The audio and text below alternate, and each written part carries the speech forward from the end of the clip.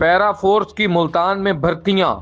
सबा अकरम ने 1 मील की दौड़ बहुत कम वक्त में तय करके सबको हैरान कर दिया। 100+ गर्ल्स थी जिसम कह देता है कि नहीं रुकना है। अब माइंड में ये ख्याल आ रहा था कि हमारे अब्बू ने इतनी मेहनत की है, ना मुझे ये पता था कि पीछे कौन रह गया कौन नहीं। आप खुद साइकोलॉजी की स्टूडेंट हैं और ये एक सेपरेट फील्ड हो जाती है पैरा फोर्स की, तो इसमें अप्लाई किया जाए ये ख्याल कैसे है? देखिए, एक तो मैंने MSc साइकोलॉजी की हुई है, साथ क्लिनिकल डिप्लोमा भी किया हुआ है। तो ये है कि साइकोलॉजी की फ़ील्ड वैसे तो दिन ब दिन अब बहुत ज़्यादा इसका तरक्की करती जा रही है, लेकिन ये पैरा फोर्स एक न्यू फोर्स है, ठीक है। इसमें ये था कि 16 ईयर एजुकेशन मांगी हुई थी, वो किसी भी सब्जेक्ट में हो सकती है। तो बस वो फोर्स और उसको देखा गया कि मतलब न्यू फोर्स है, इसमें अथॉरिटी है, इसलिए माइंड में आया कि आपको इसमें अप्लाई करना चाहिए, तो मैंने अप्लाई किया। मुझे ये बताइएगा कितने कंटेस्टेंट थे जिन्होंने इसमें पार्टिसिपेट किया? मुल्तान के थे 1400 समथिंग, जिसमें गर्ल्स थी 361, बाकी बॉयज़ थे। जॉब अपॉर्चुनिटीज कितनी? आई थिंक इसमें 2 सीट्स जो हैं वो फीमेल की हैं, बाकी मेल की हैं। आपने 1 मील का ये जो सफ़र है 14 मिनट में मुकम्मल करना था और 9 मिनट में मुकम्मल किया, बताइएगा कैसा फील कर? एक्चुअली ऐसा था कि 3 दिनों में मैंने 2 रनिंग की हैं, 2 फिज़िकल टेस्ट। एक था इन्वेस्टिगेशन ऑफ़िसर के लिए, एक था एनफोर्समेंट ऑफ़िसर के लिए, और ये दोनों थे पैरा फील्ड के ही। तो जब मैंने फ़र्स्ट टाइम आईओ के लिए किया था तो तब भी मैं फ़र्स्ट पे ही आई थी। फिर एक दिन छोड़ के दूसरे दिन था इसका एनफोर्समेंट ऑफ़िसर का। एक्चुअली मेरा ये था कि मैं पीछे की तरफ तो सोच ही नहीं रही थी, ना मेरी पीछे कोई नज़र थी, ना मुझे ये पता था कि पीछे कौन रह गया कौन नहीं। ये नहीं था कि 14 मिनट हैं तो मैं 14 मिनट में पहुँचूँ, नहीं।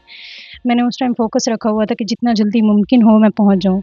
थकन थी, बाज़-औक़ात जिस्म कह देता है कि नहीं रुकना है अब, थकन बहुत ज़्यादा हो जाती है, साँस फूल जाता है, लेकिन उसके बावजूद बस ये था कि नहीं पहुँचना है और टाइम पे पहुँचना है बस। जब फर्स्ट पे मैं आ गई बहुत खुश थी। अच्छा मुझे ये बताएं, आपको नहीं लग रहा था कि इतने सारे लोग हैं, इतनी सारी भीड़ में मेरा जीतना तो बड़ा ही मुश्किल होगा? अक्सर औकात ऐसे ख्याल आ रहे होते हैं पहले से कि शायद नामुमकिन हो जाए, पता नहीं मैं ये कर पाऊंगी या नहीं। एक्चुअली अगर आप बाहिम्मत हों, ठीक है, और हौसले आपके बुलंद हों और आपको मंज़िल सामने नज़र आ रही हो, तो फिर कभी भी हिम्मत नहीं टूटती उस टाइम पे। तो यही था कि नहीं, चाहे जितना मर्ज़ी यहाँ पे रश हो, 361 हो या ज़्यादा हो, बस मैं अपना फ़ोकस कर रही थी कि मुझे विनिंग करना ही करना है। इसकी तैयारी कैसे की? कोई तैयारी भी की हुई थी या बस ऐसे ही फैमिली के साथ सडन चली गई और टेस्ट दिया और उसमें पास? नहीं, कोई तैयारी नहीं थी। अप्लाई किया था तो अप्लाई की डेट भी अक्टूबर में एंड हुई थी। तो फ़िज़िकल टेस्ट अचानक आया तो फिर बस माइंड में यही था कि जी देना है ये। कोई तैयारी इसकी एज़ सच कोई प्रैक्टिस नहीं थी। जब आपको मुबारकबादें मिल रही थी और लोग आपको एप्रिशिएट कर रहे थे, आपकी फैमिली बहुत ज़्यादा हैरत भरी निगाहों से आपको देख रही थी, भले ही आप उस वक्त थकी होंगी, लेकिन उस वक्त क्या फील कर रही थी? कैसे जज्बा? उस टाइम मैं बहुत ज़्यादा खुश थी। माइंड में सिर्फ़ यही आ रहा था कि चलें ये फ़ेज़ बहुत अच्छे से क्रॉस हो गया है। लेकिन तब इतना नहीं था कि सोशल मीडिया पे इतनी ज़्यादा मैं वायरल हो जाऊँगी। नहीं, इल्म नहीं था कि वीडियो इतनी ज़्यादा वायरल हो जाएगी।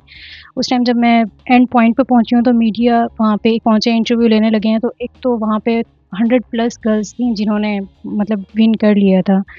उनके दरमियान से बुलाना कि हम विनर से बात करते हैं सबा अकरम से, तो वो एक ऐसा पॉइंट था कि एक तो दिल में शुक्र था और दूसरा माइंड में ये ख़्याल आ रहा था कि हमारे अब्बू ने इतनी मेहनत की है और उन्हीं की मेहनत, भरोसे और उनके यकीन की वजह से आज मैं इस पॉइंट पे हूँ और वो इज़्ज़त वसूल कर रही थी जो वहाँ प्रोटोकॉल उस टाइम मुझे दिया जा रहा था।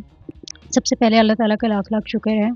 उसके बाद मेरी फ़ैमिली, मेरे अम्मी और अब्बू, जिन्होंने पूरे ख़ानदान की बहुत ज़्यादा मतलब हर किसी की बातें सुनने के बावजूद भी हम लोगों को इतना सपोर्ट किया, हम पे भरोसा किया और हमें इतनी आज़ादी दी कि जो हम उन्होंने कभी किसी फ़ैसले पे ऐसा नहीं कहा कि आपने ये सब्जेक्ट चूज़ करना है, ये करना है, वो करना है। उन्होंने सब कुछ हम पे छोड़ दिया कि जो आप करना चाहते हो करो, जो आप पढ़ना चाहते हो पढ़ो।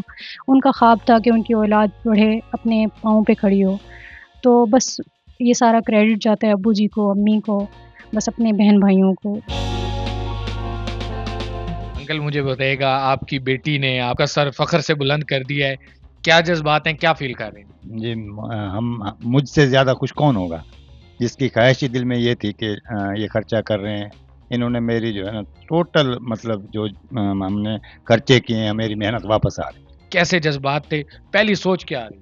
सोच ये आ रही थी, मैं जब इनको घर से भेजता हूँ ना, मेरे दिल में अल्लाह ताला ही दे देता है कि मेरे बच्चे जो है ना विन करके आएँगे।